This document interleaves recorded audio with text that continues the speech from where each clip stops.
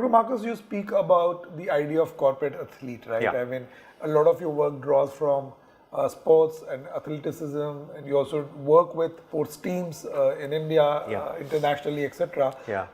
And I quite like the parallel that you draw. Yeah. So talk a bit more about the idea of corporate athlete and how, in 2-3 ways from your program, what are the ways to manage better fueling, better kind of management of the lives of corporate athletes?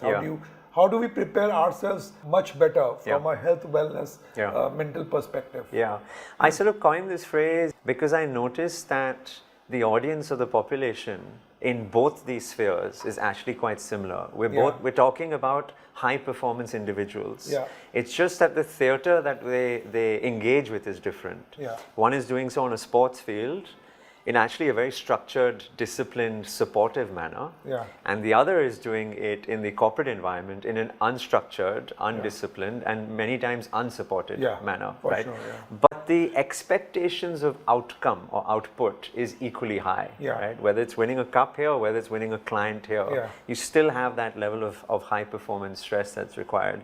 So the whole thesis, therefore, was what can I take from my learnings in this world, the high performance sport world, and apply it to the high performance corporate world. And of course, all of us want to consider ourselves a high performing, energy rich individual. So it's not about slow living, it's not about slowing down, it's about how do you optimize the body, how do you get the most from the body to do what you want to do.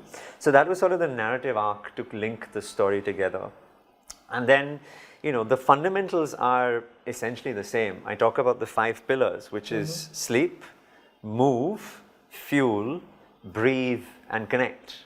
And what these basically are, sleep is all about recovery, because we forget that nature's most freely available performance enhancing drug or intervention is sleep. Amazing. The body's ability to recover from the day and set you up for the next day. And there's so much that can go in there.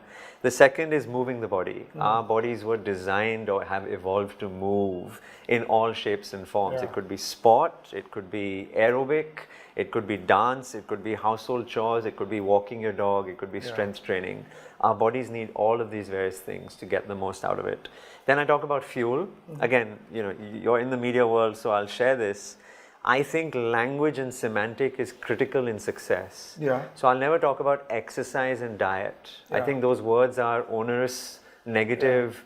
They make people in a high cortisol state just listening to it. But if you talk about the language as movement and fuel, it's suddenly more welcoming. And I think it can become more everyday. natural. It's something that you do either which ways. Exactly. So fueling the body is, if I had to take a machine like a car and I had to infuse it with the right type of fuel, I wouldn't dream of putting diesel in a petrol engine, right? So in the same way, if your body is the machine, how do I fuel it with the right macros and micros and calories so that we can achieve the most amount of output?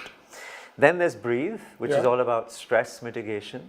Some stress is good, but a lot of stress is bad. And there are different types of good stress and bad stress and how you can apply that to the body. So breathing is about how you control stress and make it your friend or your ally. And fifth is connect. Connect with yourself, connect with your colleagues, and connect with nature and the world around us. That's the bigger picture of everything. So these are my 5 pillars. It's as basic and fundamental as that.